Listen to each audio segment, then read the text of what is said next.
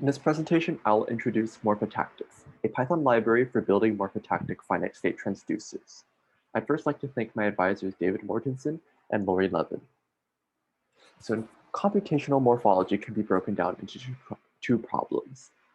The first is allomorphic rules, which model the phonological or pronunciation changes when morphemes form words.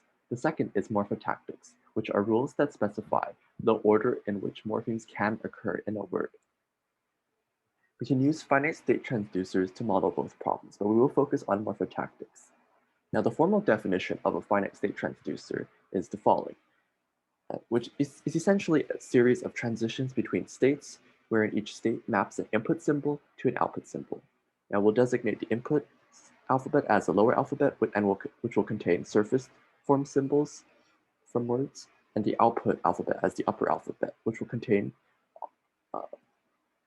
symbols from the surface forms as well as more abstract symbols, such as tags. Now we can extend this FST definition to include weights on each transition in order to weigh different paths by their likelihood. This is called a weighted FST. So we can use an FST to represent both the morphotactic constraints and the alternation rules in a language, and we compose them to get electrical transducer. Now, in our case, we're not going to represent the morphotactics with a regex, but rather just with an FST, with an interface similar to the lexc formalism widely used by morphologists. The alternation rules will still be a regex, however.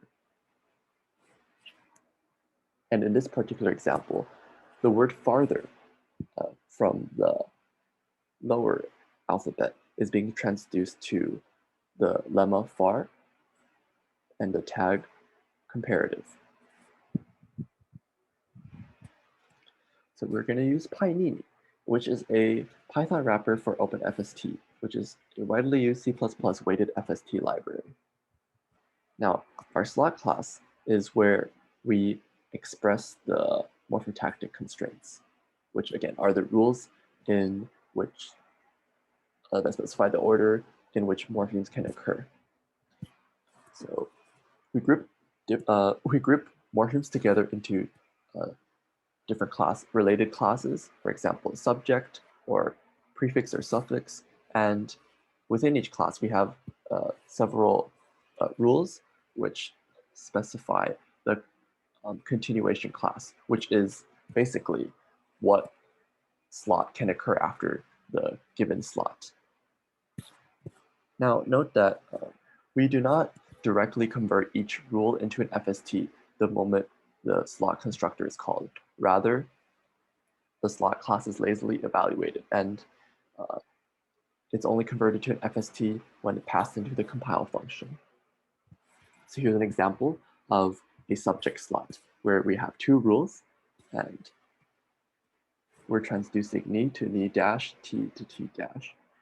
And there are no continuation classes specified in this case, but in reality there would be. And here's the FST version.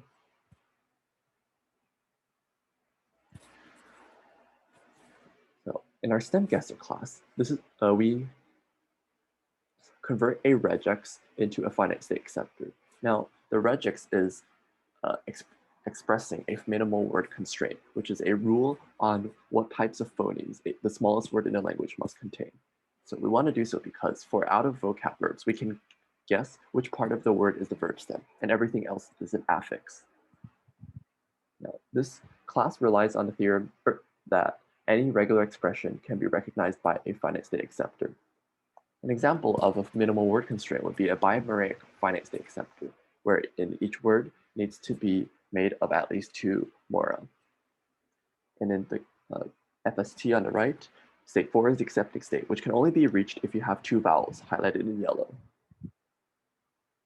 Now, compilation is the stage where we join the different classes and turn the rules into FSTs. So we can view a slot as a union of rules, and continuation classes will, as the classes that tell us which slots to concatenate to the specific rule. So there's a problem though. Suppose we're concatenating slot A to slot B.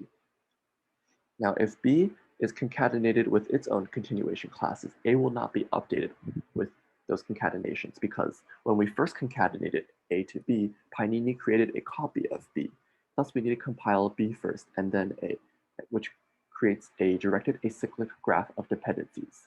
Now we can use topological sort to model this problem and process the dependencies in sorted order through a depth-first search. Now this only works for acyclic dependencies. The eventual goal is to incorporate FSTs into automatic speech recognition models and as features in neural models of the language. That concludes the presentation. Thank you.